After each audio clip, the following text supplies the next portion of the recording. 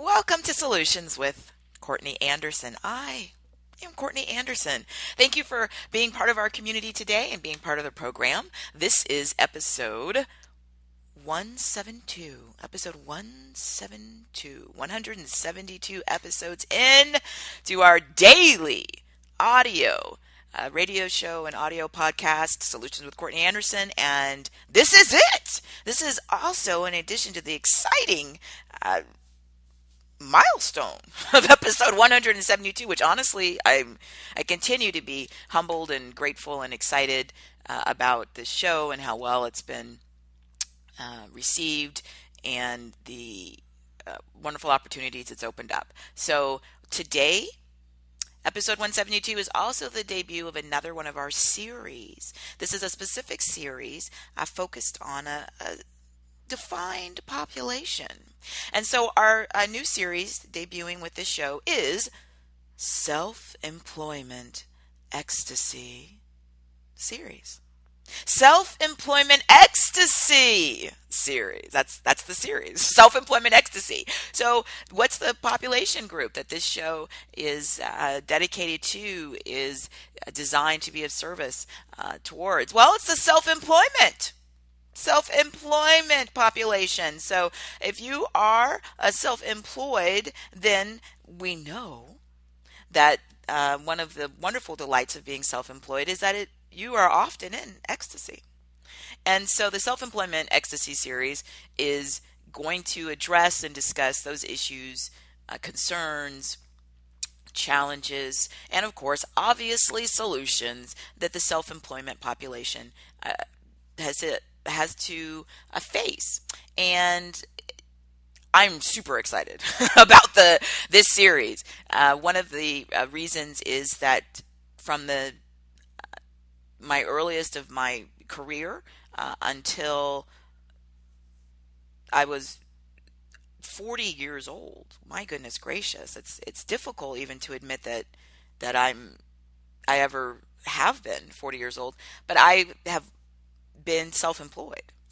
Self-employment ecstasy is where I reside. And so at the age of 40, I did accept my very, very, very, very, very first opportunity to add to my professional portfolio a full-time employee position, which is so exciting, of course, with the university where I teach graduate MBA students and other business and business related courses. So that's very exciting, but that didn't happen until I was far along in my professional time. So throughout my 20s and then all of my 30s, self-employment. That's it.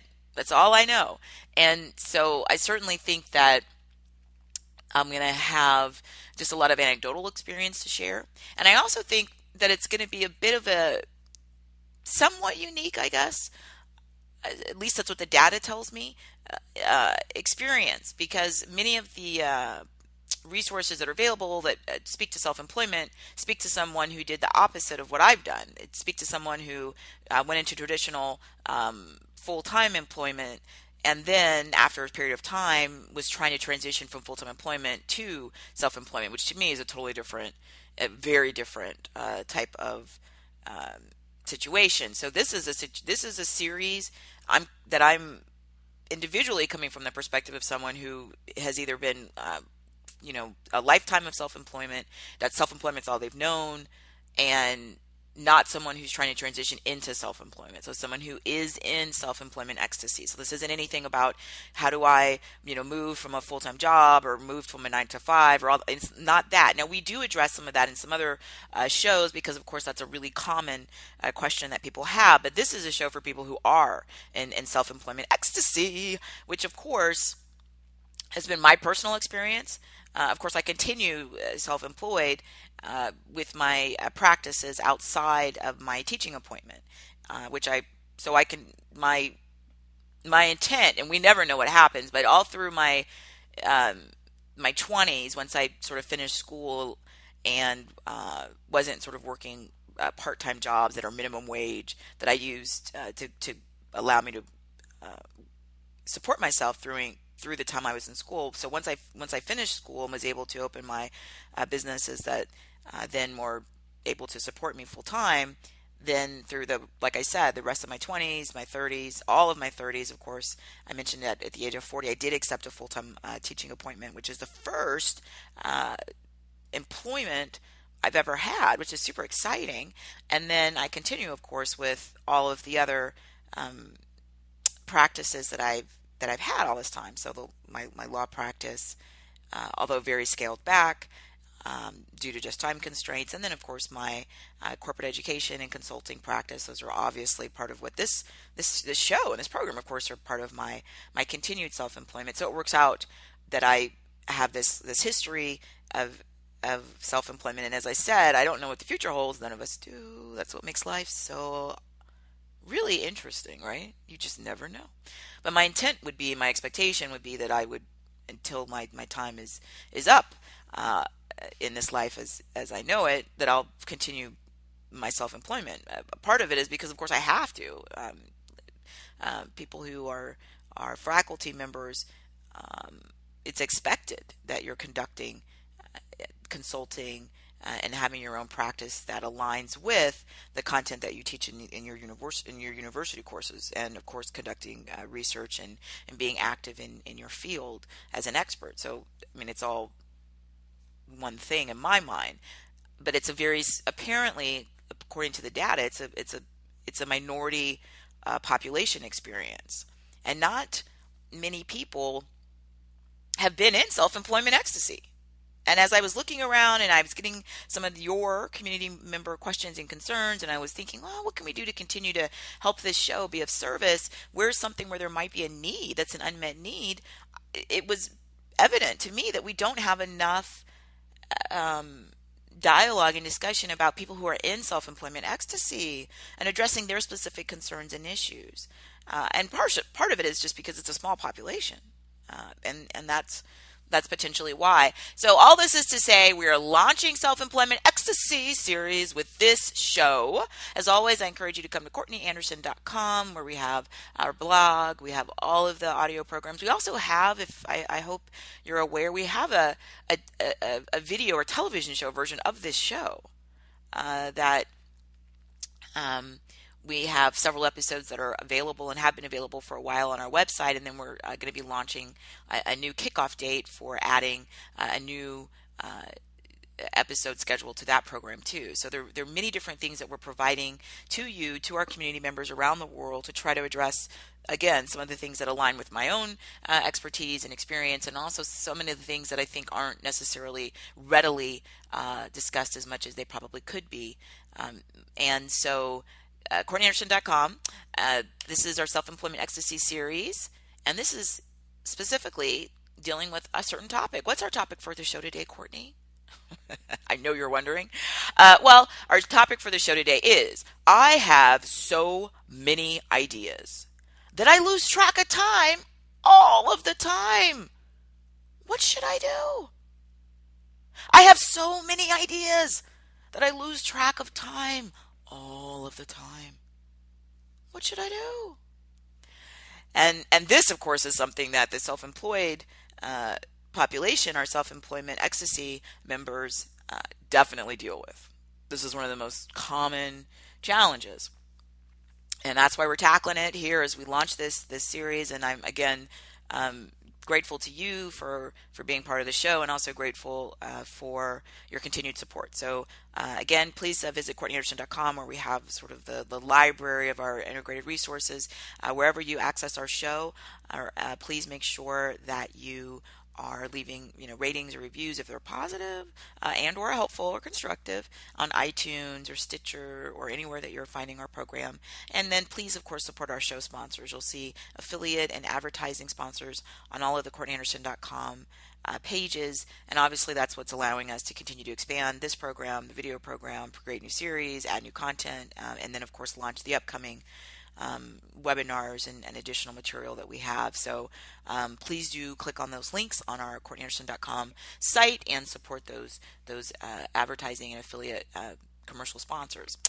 I also want to encourage you to come to our show page. So this show, which is episode 172, debut of Self-Employment Ecstasy series has a specific show page on the CourtneyAnderson.com website where you'll see the full links and everything that we're discussing. Anything I reference will be here. And of course, we'll have, again, our show sponsors and opportunities for you to contact me. Tell me what you think. Do you have an idea? Are you in self-employment ecstasy and you're thinking, thank goodness, oh, thank goodness this series launched. I was waiting. I'm so psyched. Reach out to me. Send me communication and give me your suggestions and let me know what's on your mind. And of course, please, if there's something of use or even interest on our program, please share it on your social media. Share it with people so that they'll discover our program.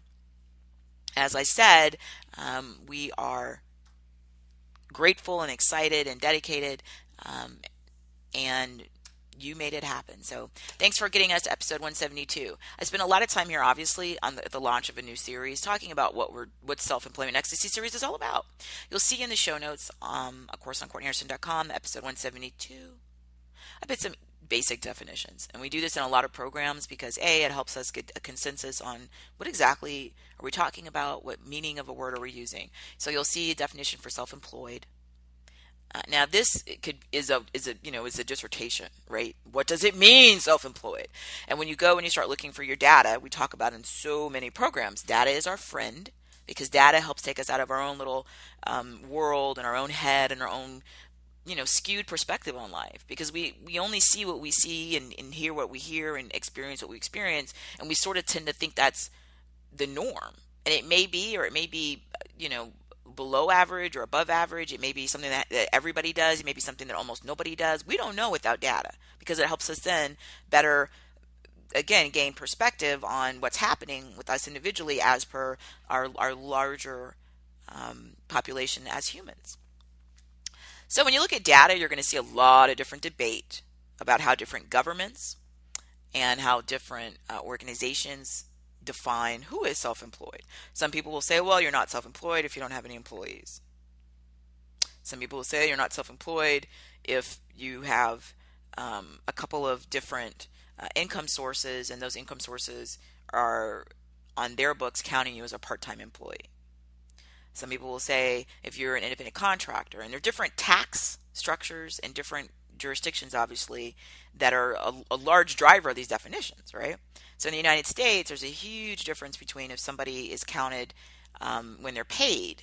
So if they're paid for what they've delivered, right? So if they paid for a product they've delivered or a service they've delivered, basically there's a huge category difference between those who are paid as employees, because then there's responsibility and onus on an employer to engage in certain, again, mandated requirements. They have to withhold estimated taxes from the funds that they were going to remit to the individual for the product or service they've delivered. They're going to report different data to the federal government, or at least collect it. And so the requirements are really different.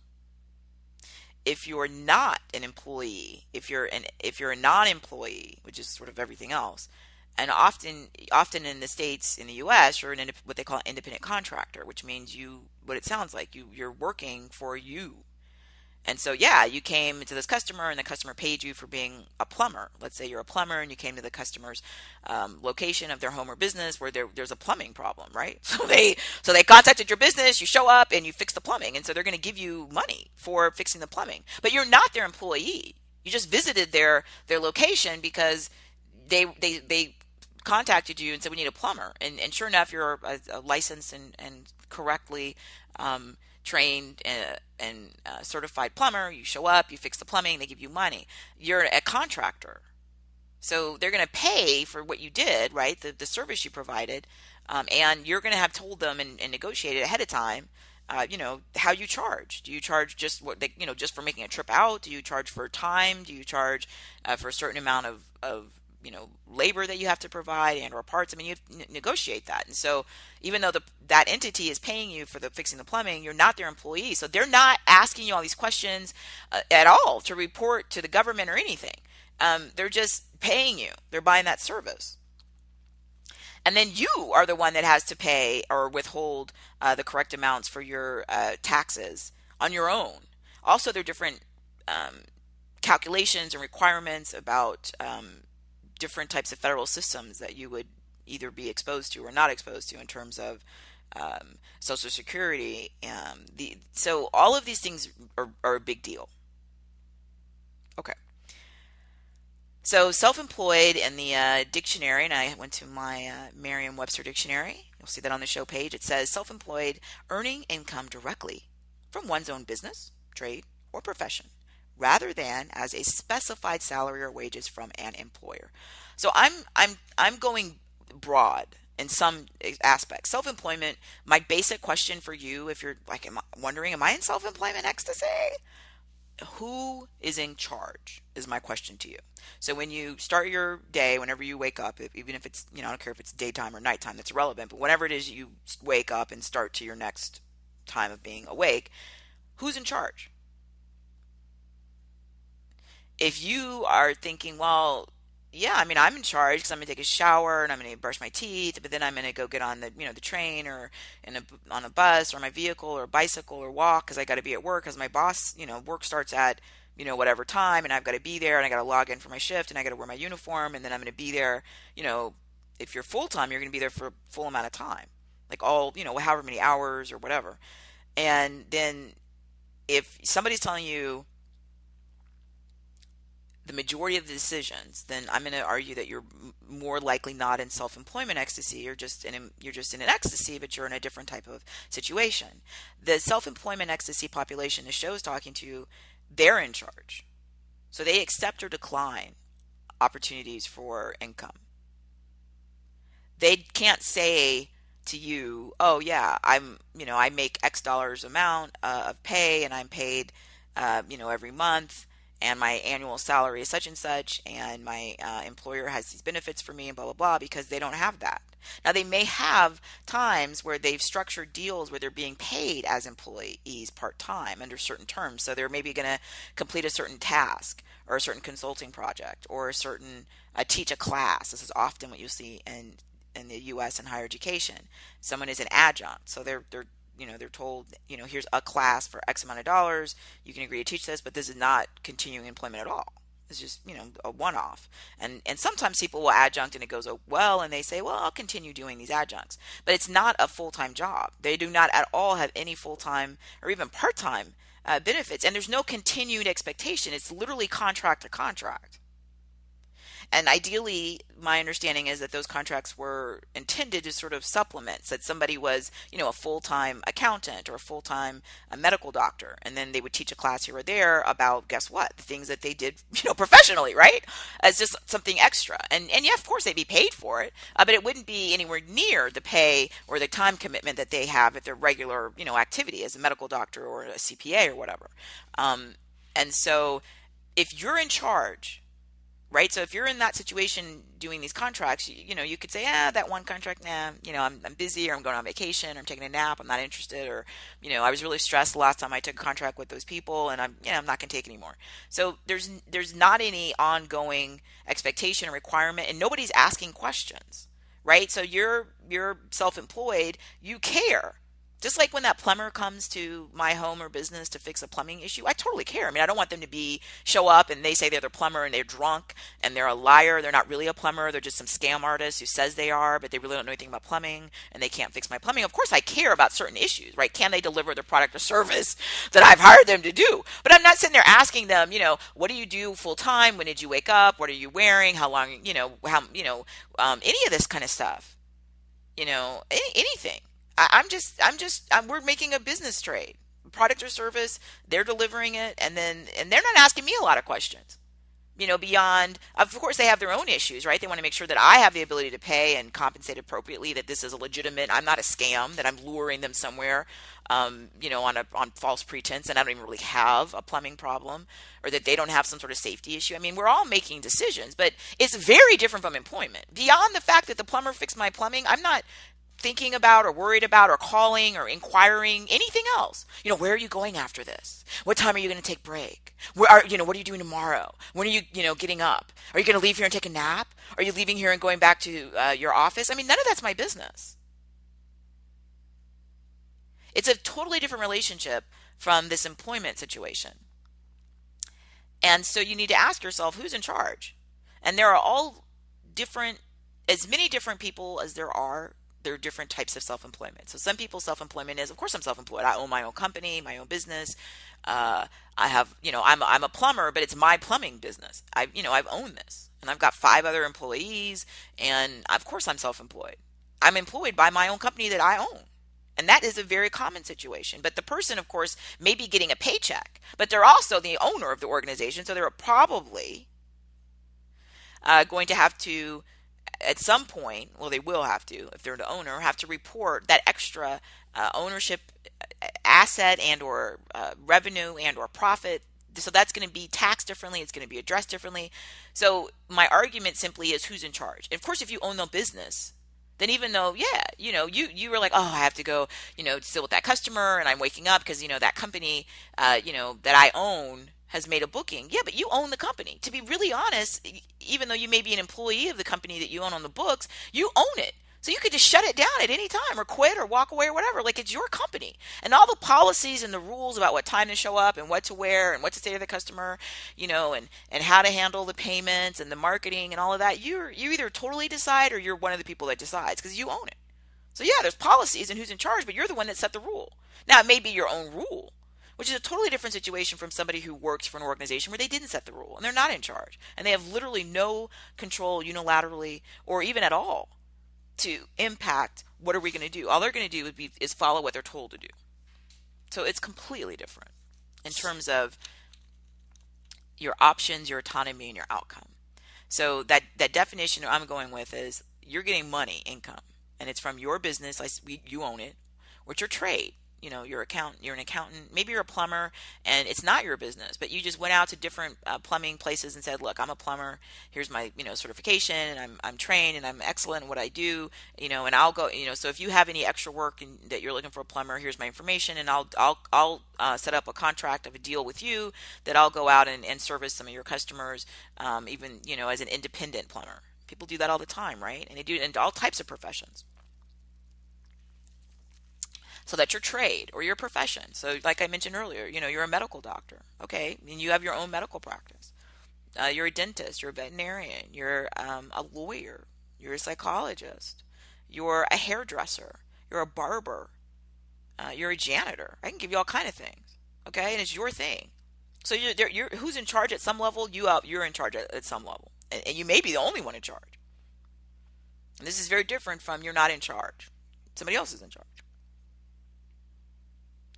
And again, these questions that are asked, what are you doing? Where are you going? How long are you going to be there? And all this kind of stuff. It's very different with an employee, full-time employee especially, right? Versus somebody who's self-employed. Because the question of the episode, right? I have so many ideas. I lose track of time all the time. What should I do? The reason this is a challenge for the self-employment ecstasy community is because you're self-employed. So like I said earlier, when you start your time, when you wake up, whatever that is, day, night, it's irrelevant, but whenever it is you wake up from slumber, ready to be awake for, a sustained period and alert and ready to do whatever it is you do, the challenge is that when you're in charge, it also means that you have so many options, right? So when you're the employee, it's easy to say, well, I might lose track of time, but you have external requirements that are going to rein you in. Somebody often is going to tell you where you have to be and when you have to be there, what you have to wear, what you have to do when you get there, how long you have to stay there. And so it even though you may have just, a plethora of awesome ideas, you have these restraints that are already on you because you're like, oh, I have to get to work. I have to get to my client site. My boss, says this or that, and I have to, that's what time I have to do that one thing because they told me. And so it puts restraints on you that in many ways are incredibly helpful so that you don't sort of wander off into just sort of the dense forest of ideas and stay there, gosh knows how long, because you have all these other people monitoring you and evaluating you and giving you instruction and all this kind of stuff. So you're not able to just sort of be somewhere lost in your thoughts for really extended periods of time because you're not accountable in the same way you would be if you weren't in self-employment ecstasy. So when we talk about I have so many ideas, I lose track of time all the time, many employees or and that employee is everybody in that whole chain of command. So it's not just sort of, oh, that's the person who's the brand new employee and they're the newest hire and they make minimum wage. I'm talking all the way up that ladder, right? So it's the supervisors and managers. In many instances, it's also executives. They're all being told what to do, and they have to, because they're all, employed by this organization, so that together they're part of something that's larger and better and hopefully more useful to society than themselves. And it's a very exciting and awesome experience. The challenge, though, is when you're self-employed, part of what's so exciting about it, part of what makes it makes you ecstatic, right, is that you don't have somebody there telling you and watching and monitoring you. And it's so it becomes a real challenge. This isn't anything that's a silly, useless episode in terms of the issue. It's really a challenge because, and think about it like this: if you aren't someone who's in self-employment ecstasy, if you've ever known somebody that has a hobby that they really love, right? So let's say that they love repairing vehicles, working on old cars or whatever, or they love building model trains or collecting stamps or bird watching or whatever. It could be anything. Fishing, I don't care. Whatever it is, they can go do that thing or sit in their room where their happy place where they're doing it forever. And you'll have those sort of stereotypical narratives where somebody goes and it's like, you've been in here for like 2 days. What are you doing? Well, I've been working on my new stamp collecting, or can you believe what I'm doing? They're just lost in it. And the thing is, if that's a hobby and it's balanced by something that's more structured, in terms of employment, then it gives you, again, it puts restraints. So they can't just sit there and do it sort of, for infinity, because they have to go to work on whatever, their next work day is. Maybe they do it on their time off or their day off, but then the rest of the time, they're on schedule. And it reins them in. The challenge is, imagine that sort of unfettered access to time and resources that if your hobby was your employment. And of course, when we talk to our self-employment ecstasy team members, I shared in sort of this extended explanation of the series and the program, this is what I've been doing my entire, adult life, is self-employment. And so if you're somebody who this is how you make a living, then you're making money at it. So we're not talking about people in self-employment ecstasy, again, who aspire to do this. I'm talking about people, this is what you do. This is how you make money. And the longer you are in self-employment ecstasy, so, it's, a year turns into 5 years, turns into 15 years, it's several decades that you've been doing this. You build up, the sort of the residue of good decisions. So you have financial resources, you have probably diversified income streams, and the more that you do that, of course, then it gives you even more time and more autonomy. So it's sort of, succeeding in the self-employment in terms of your ability to support yourself, and then applying some of the things we talk about in our financial fierceness series, right, about making decisions with money and things of that nature, and investing and saving. Unfortunately, what it can and does often do is it creates a situation where now you have even more ability to do more self-employment activity and to run with ideas. And if you think about someone in our popular media culture, these self-employment ecstasy entrepreneurs, right? They have these ideas and they run with them and they run with them and they run with them. And sometimes they'll build some big, huge business. It's a big success. That's why, you and I read about them or hear about them. And then they'll sell that business or something will happen and they'll go start another business and do the exact same thing. And they'll build that up. I've talked about him in other shows just because he's a global icon in terms of many of the business issues. But you look at someone like a Steve Jobs, right? So was with Apple and created in the technology and computer space, and then there were things that happened and he had to leave or felt he should leave or was asked to leave the company that he co-founded. And then what does he do? Does he just sit somewhere on a desert island? Because again, what it does when you're in self-employment ecstasy and you're able to do this and make money at it, and then of course you have some good financial decision making, is it opens up even more opportunity for you to continue to indulge in your ideas. That's sort of the problem that we're talking about here. And so then what do we see next? Well, we see the same exact person in a totally somewhat different industry with Pixar. And what do we see? We see ideas and this, passion and whatever, and all of a sudden now everybody's seeing these Pixar products. And there's all this buzz about that. and then we see times change, and the same person, right? Ideas, and moving beyond, going back to sort of redefining or expanding or whatever the company helped co-found, and now we have this entire new line of products, right? So the smartphone, that mass market. So, the iPhone, the iPad, the tablet, all this kind of stuff. And so you give somebody who's an entrepreneur, and you'll see this with other entrepreneurs, right? So they have a sporting team, they have, they're, a tech company, well, Oprah Winfrey. So it was in, again, one industry for a really long time, television, then has moved into so many other types of businesses, right? So into magazines, into cable channels, has done films. Now these are, I'm using big names that many of us recognize because it's it's emblematic of exactly what this challenge is for our self-employment ecstasy community members. You have all these ideas, right? And once you start, quote, succeeding, and we'll just define success as you made money, you could support yourself, and you were able to keep it as a going concern, and business speak for it, it didn't go broke. But once you do this on even a small scale, what it does is it gives you the opportunity to indulge yourself, your ideas even more, because you when you use the money, what you're doing is you're buying yourself just more time to do more thinking and create new ideas. And of course, now I'm talking about, incredible, people of untold wealth, right? Well, it's, I mean, it fluctuates, but I mean of immense wealth, right? So the multi millionaires and billionaires of the world, of course, they have lots of resources. But the point is that even if you only have a couple $100,000, depending on what if you are reasonable with your expenses, you still have your own small version of this where you have all these ideas and you actually have the ability to indulge them.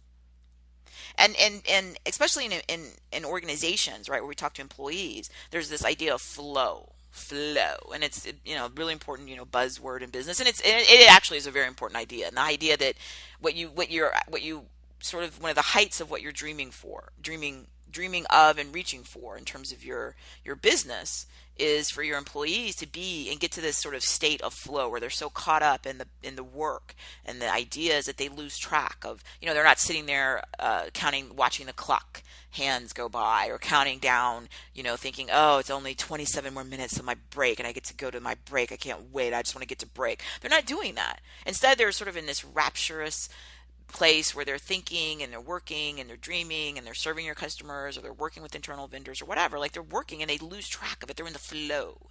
And of course, that's what we talk about so much. It's so important because that's where you create. That's where you refine. That's where you deliver. That's where that high touch delivery is, when your best salespeople are in flow and they're working with that client and they're crafting that awesome deal and they're closing. Oh, it's beautiful. It's magic, right? So the challenge, as we said earlier, you're an employee in some sense. It helps you because there already are artificial things that are going to tell you when to stop. It is lunchtime. It is break time. You do have to leave. Of course, the more you move from someone who's compensated on an hourly basis and whose work is defined by their hours. So I've worked in those jobs when I was in my late teens and early 20s, when I was supporting myself through school. So like, if I'm working, in a job and it's like, you're going to work for 4 hours at this restaurant, whatever, in food service. Okay. And that meant I literally would physically show up to the location. I would clock in, meaning they would have a mechanism, a machine, and you would use the machine to show I'm physically at the place I'm supposed to be, by the time I'm supposed to. And then at the end of your shift, you do the same thing. You use that same machine, and it's showing now by me clocking out, I'm done with work. I'm leaving.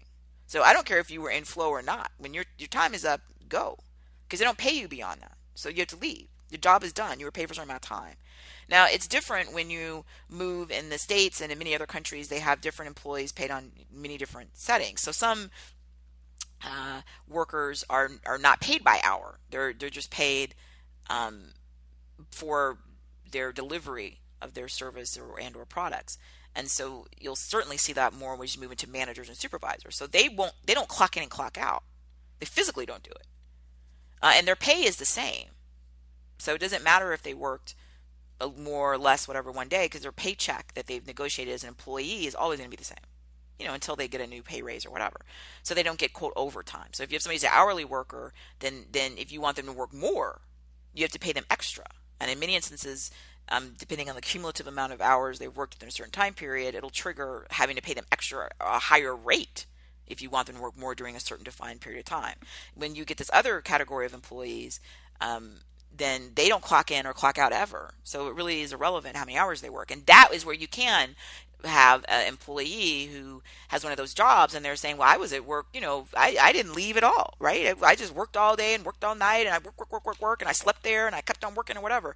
But that is almost always going to happen more likely with somebody who's not an hourly worker. Because if it's an hourly worker, then the company, the employer, the organization, government agency, whatever, is irrelevant who the employer is. But they're not going to want to just start paying overtime, all that. They're going to measure and monitor all that stuff. It may be cheaper to just hire another employee that's hourly and pay them the regular hourly rate than to let one person sit there and have massive amounts of overtime. So again, why do you have it when the employee who's on the system where they're paid the same, right? They have use whatever their monthly salary averages out to be. It's irrelevant whether they're paid weekly or biweekly or whatever, but they're going to get that same amount of money whether they worked a little bit more or a little bit less because they're not on an hourly pay schedule. They're just paid for their position and they're paid for their deliverables of their position. So you're going to see more of that employee, that senior, usually often senior manager, supervisor, even executive, who's saying, I work incredible hours, right? I was there and I left the office. It was 2:00 in the morning and I'd gotten there, at 6 a.m. I just work. Well, yeah. Part of it is because, again, the restraints that you have on an hourly worker where the organization is going to say, wait a minute, we're not going to just let you sit and flow and with your imagination running with stuff because we have these parameters. You got to clock out, right? That's going to put these, again, artificial restraints. It's going to start to, in some ways, be a huge advantage. You're not sitting around thinking, I've lost track of time all the time because, no, you know track of time. You know exactly. And a lot of these jobs where you're time-based, you know exactly. I've worked these. I've worked in manufacturing and things like this. You really are watching the clock because you know exactly when it's time that you're going to go to break. And many of those places you clock out for break or clock out for lunch. So you're not being paid for that. So you know exactly when it is. And if you're doing a job that's a kind of a more repetitive or less imagination challenging job, then it might be monotonous and it might get to a point where you definitely are watching the clock. Because the only reason you're sitting there still at all isn't because you're in flow and you're just so lost in your ideas and how exciting it all is. It's just because you're not going to get paid unless you sit there until the clock hits that one moment. And the moment the clock hits that time that you can leave, then everyone jumps up and runs to the clock to leave. Remember, you're not getting paid once the clock hits that time. So there's no point in staying there. And you weren't lost in flow anyway because the work wasn't such that you were lost in flow. And even if you had been, too bad. Time to go. Get up, get your stuff, leave. And of course, that's what I advise my client organizations to do. You have to really monitor with people that you're paying hourly so that you're not triggering a problem where people are saying, hey, I was trying to leave, but I was caught in flow and I had an extra 20 minutes. Now you have to pay me for it. Of course you do. It's your responsibility to make sure that your hourly worker is free exactly as the parameters you have defined. All of this benefits the worker, the employee who's on that hourly schedule because there's already the time limit. The challenge with the high level usually responsibility, high level problem solving, employee executive, employee manager is they're almost, it depends, but usually they're not paid by time. So that removes that artificial restraint that kind of forces people to stop doing stuff at a certain point, and that's where you're going to get more of this idea. People will say, well, look, who knows how many hours I worked? It was insane. I was there all the time, right? When they mean it, they're not kidding. And it's because, well, yeah, you were. Now, that's a whole other issue about, is that healthy? It's a whole other issue about moderation and balance and burnout and all the other things. We have lots of other programs, but there's still some restraint when you're an employee because there are other people in the organization because you're not self-employed, right? So that, by definition, then it's going to be more than you. And so you will have other restraints, and you're still going to have somebody somewhere at some level telling you what to do. They're in charge at some level. The challenge when you're self-employed is, and you'll hear, and it's a cliche, and there's accuracy to it, and we'll do other programs about that, where we'll say, yeah, well, you either have a boss or you have a client, it's the same. Not exactly. It really isn't, for a lot of different reasons. And one of the things why it isn't different. Um, and here's the thing. If it's exactly the same for you, if you say, well, I'm self-employed, but I have no control. I'm told what time to start and what time to end and where to go and what to wear and all this, then you're not really self-employed. Someone's treating you as an employee, and then in the United States and many governments, then the tax agencies are going to not be happy about this because you're cheating. And there have been tons, the lawyer in me wants to just have to mention, there have been tons of these cases where organizations pretended that somebody was self-employed because it changed the requirements they have for, we talked about earlier, right? For all these, for taxes and reporting and collecting and everything. It really does. And so they would say, well, they're not my employee at all. We work, they're self-employed. But then they would set all these parameters.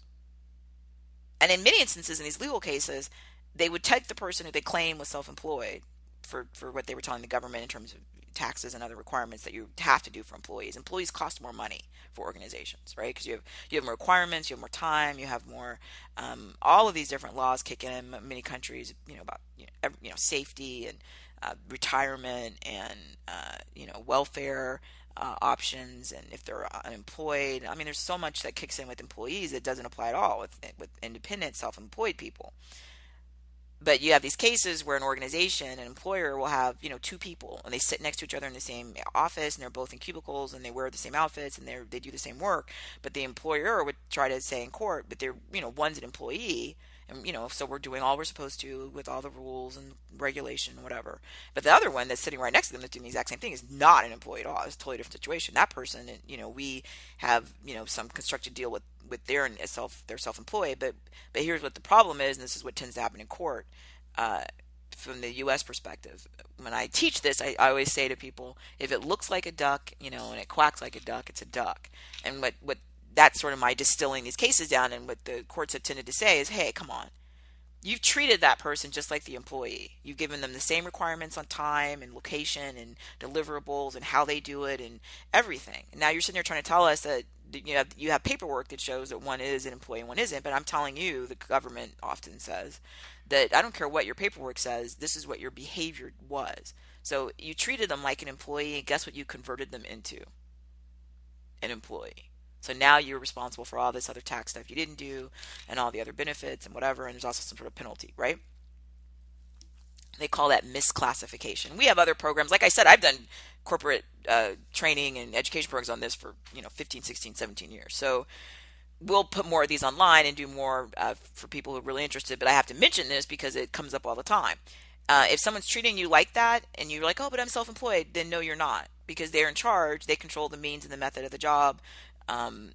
Where to work, how to do it, how long to do it, and all this, then you're not self-employed. They told you were, but they lied. And I'm saying that because that's what the cases show. And if they treat you like an employee, then you are an employee. And they might have misclassified you and said you're not, but government agencies on these cases will say, yeah, they are, and then they make their organization pay whatever penalty and back benefits to the people because they treated you like an employee by telling you what to do and controlling everything. So that's the test, and I'm not exaggerating. That's literally the test for are you independent? In the States, they often say independent contractor or an employee. Well, who's in charge? Who's controlling the means, how you do the job, and the methods? If it's the other place, even though you're telling you that they're a client, they really aren't, because they're dictating all the rules. So they're treating you like you're an employee, so you are one. That's why when you make the argument, people say, well, I can either work for my boss or work for a client. It's the same thing. No, it isn't. Because when you work for the client, according to the government's definition, and I think also just a pragmatic definition, when you really are self-employed, you honestly, it's not the same thing. First of all, you're going to have diversification of skill sets. Sometimes you do have a situation where you have one large client or one major client, but unless you are just either really poor business person, you're going to have a backup plan, because any business that has one client is in deep trouble if something happens to that client or that relationship. So you may have, you're going to have diversification. And we talked about earlier, maybe you succeeded in your earlier business where you were self-employed as in the janitorial services. You took some of that, you bought some real estate. So you have some diversification. So if something happens in one business, you got other businesses you run, you got other income streams or whatever. And people do that because obviously you don't want to have all your eggs in one basket, because you are self-employed. That's the whole point. When you're an employee, often you do have all your eggs in one basket, but that basket is really generous because there are all these laws that are going to apply to you and protect you and benefit you. There are going to be systems that you're part of. There are going to also be optional benefits. Many of our global multinational organizations and even inside domestic organizations, they offer great, extra nice benefits that aren't required, but they're to make it so their employees have a benefit by staying there. And so in many ways are huge advantages to being employees, and there's a certain type of personality that's exactly the right place for them. There's a different type of personality who this show and this series is about. Self-employment ecstasy series community members often, like I said, this is to the group that is self-employment ecstasy a member, and they may have been that their whole working life. That's all they kind of know. It's a very different mindset. They're used to making all these decisions, and in some ways, for people who are sort of prefer autonomy, that's what it's ecstasy. It's great. For somebody who's not used to that and has a different personality, it's a nightmare because you have to make all these decisions, and there is no one to stop you or just tell you you have to leave. Which is why when we talk about flow and losing track of time, it's really serious because it can sabotage someone. Now, again, I'm not talking to people who want to start a business or are trying to start a business. It's a totally different challenge. What I'm talking to are people who've been doing this. So that you make money at this. You know how to do this. You support yourself. You've been doing it. The longer you do it, as we refer to with either a Steve Jobs example or an Oprah Winfrey, we talk about many other people in global business, then it opens up more opportunities for you to then indulge more ideas. So it's not one of those things. I'm not saying, well, if you sit there and you do this and you blow all your time, then you're going to starve because you didn't get your work done. Well, no. You've been getting your work done. You have diversification. You have the ability to do investment in your time and your thinking, and so we're not talking about yeah, they said they were self-employed, but they were sitting there all the time thinking they never did their work and then they went out of business. And they're talking about that situation. We're talking about somebody who is in an ongoing situation of self-employment ecstasy. So they plan and they budget. They plan and budget not just financially. They plan and budget their time. The challenge is, even when you plan and budgeted your time, and this happens to me frequently, which is, I certainly relate to the show. So I've planned and budgeted my time, and I'm going to sit and work on, let's say I'm working on writing a book, right? Okay, so I plan and budgeted my time, and, I've got these certain amount of days, or I'm going to work on the book because that's number one, and I, make sure all my calendar is correct with my other responsibilities, and so I clear everything, and I'm ready to go. It's the number one thing I'm working on. And then I start doing it. The challenge is I can start at, the earliest that I wake up and go for who knows how long until I have to sleep. And that's unhealthy. Now, it's not that I've jeopardized any other stuff that I've done. It's not that there's not a negative ramification anywhere else. What it is that the people who are in self-employment ecstasy, obviously they're suited for this self-employment, right? Which is their income directly from their business, trade, or profession. The ecstasy definition is also in the show notes. And so the ecstasy definition is a state, I love this, of very great happiness. Very great happiness. Extreme delight. I love that. And then you'll also see that I have a few links in the show notes just to sort of help remind us that people who are in self-employment ecstasy are a small population of the overall global business population. And specifically in the U.S., now that, again, because all these different organizations, government agencies count different groups, but in general, it's somewhere, between 6%, 6.6% of reported jobs, according to a Market Watch link that's in the show. You have less than 1% of people, according to a Harvard Business Review link, that are now self-employed in agriculture or farming or ranching. So, but even there, their numbers are somewhere around 10%. And then within the group, the small group, that's, let's just say, somewhere around 6% or 10%. These are people who honestly are actual real self-employed ecstasy. So they're not misclassified and being told they're self-employed, but they really are treated as employees. But they really are. They're getting to make decisions. They're in charge at some level or many levels. Then within that small percentage, which may be 6% of all jobs, let's say, then within that group, 36% of independent workers call themselves self-employed.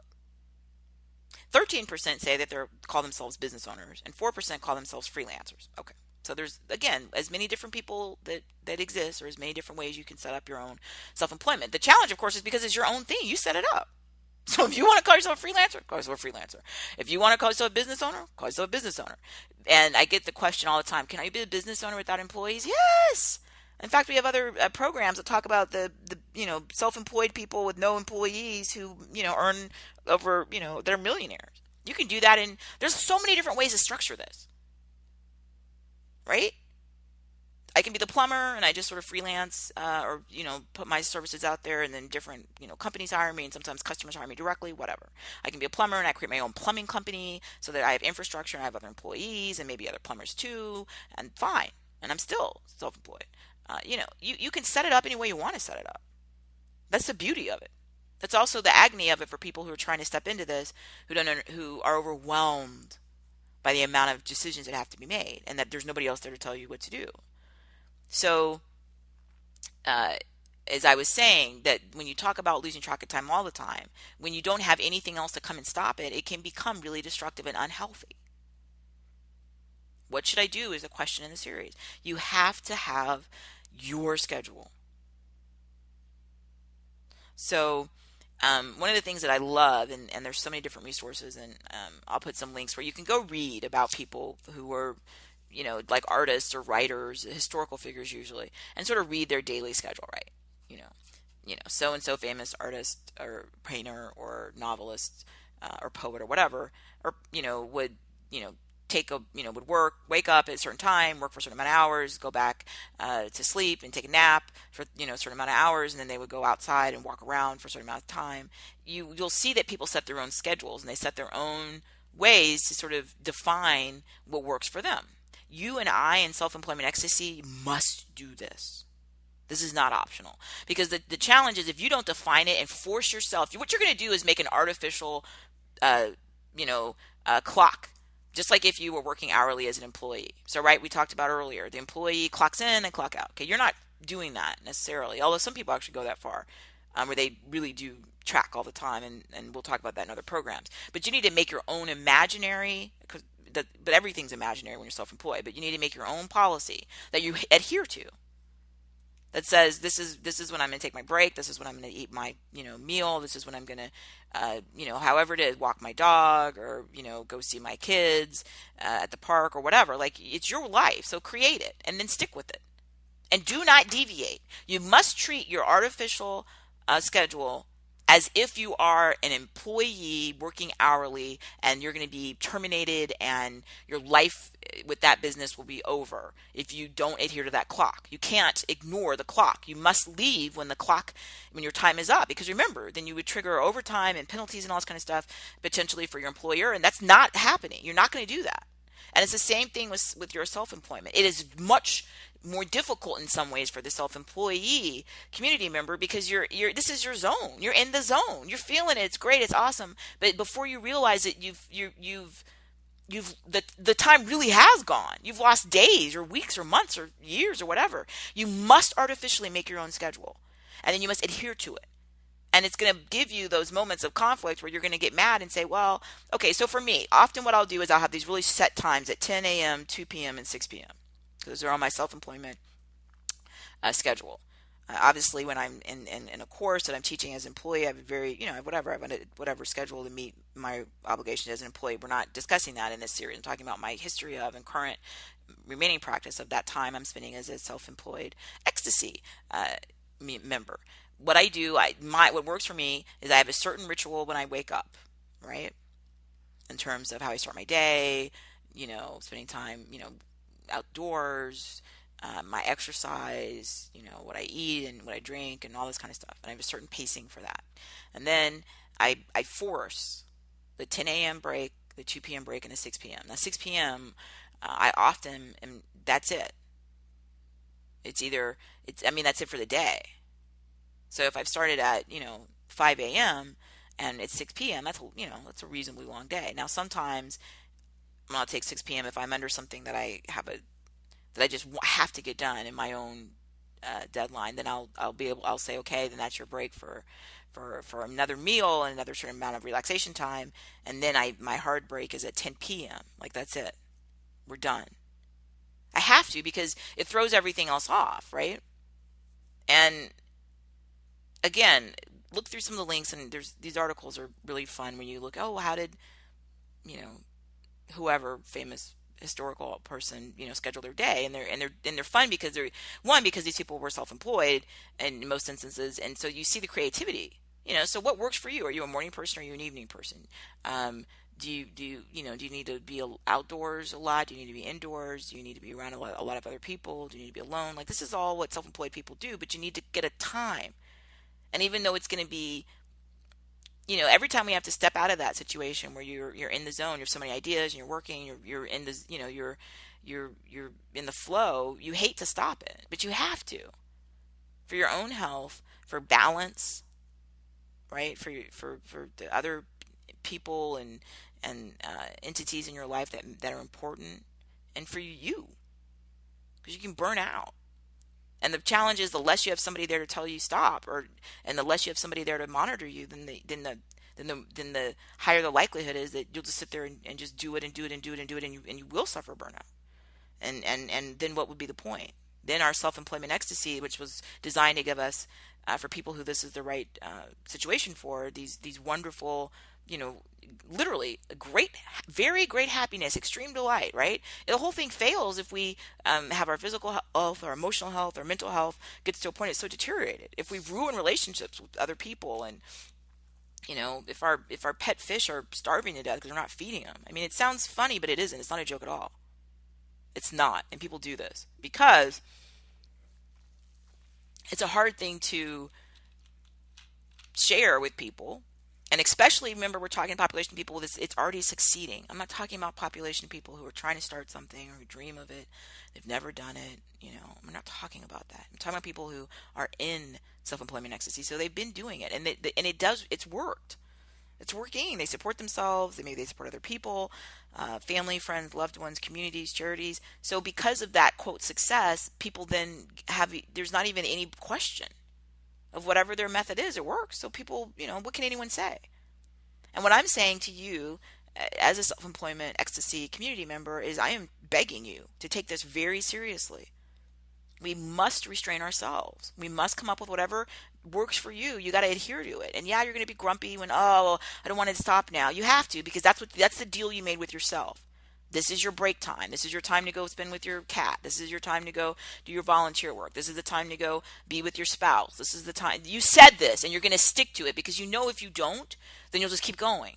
And that will create negative consequences and hurt other people, or hurt other parts of your life that are dependent on you. And so we have to do this, and it is very difficult when you're excited and you're engaged, and you're just coming up with things, and you're working on things, and it's exciting, and I get that. But we must artificially put these time limits and stick to this schedule. If you don't do this, then the consequences are going to be dire. And then sometimes, literally, and I hate, I don't be over dramatic, but it can be life and death. What was the point then? We were in self-employment ecstasy, and it ended early because of how we abused ourselves. We have so many ideas when we're self-employed, because that's the only way you're able to stay self-employed and not starve. You constantly have ideas. If you're a plumber and you're self-employed, trust me, you have so many different ideas about how to do it and how to market it in a better way, and how to deal it. Because that's how you've been able to keep it moving. And what I mean by that is to keep it a viable business. So yeah, you've got tons of ideas. That's why you're self-employed. That's by definition part of who we are.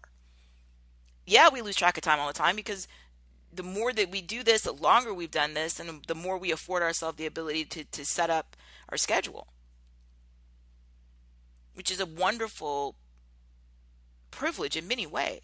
But if we are not vigilant, and you don't put breaks in there to put a break on the process and to force yourself to stop, okay, I'm going to go take this. This is my 40-minute break. Yeah, you have to, because it's the deal you made with yourself. And if you continue to ignore this, then the consequences are going to be very negative.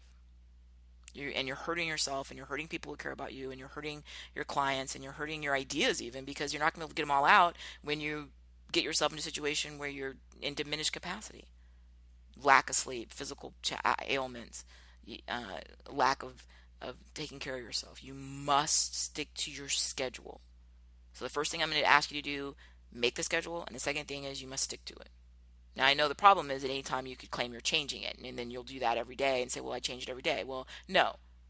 You must be as relentless as you are with any other goal. Stick to the schedule. Thank you for joining me today. As always, please come to CourtneyAnderson.com with your ideas, suggestions, and feedback. Share the show on social media, uh, and support our show sponsors, please. I am excited that we're doing these programs, and we have to continue to show that we are committed in this community to surpassing our goals. And if part of that is an evaluation of our partners and sponsors and advertisers, that's an ongoing process I'm doing constantly. But we need to, when we find ones that are working, that do provide the caliber of services and products that we desire, that we need to support them so we can continue to have the opportunity to grow the community. But again, you're in self-employment ecstasy. Congratulations. It's awesome. If you want to stay there, you have to set this artificial schedule. You will not deviate. You do not deviate. It is a contract with yourself, and it's for the benefit of you, your business, your ideas, and everyone in your world. Thank you so much for joining me today.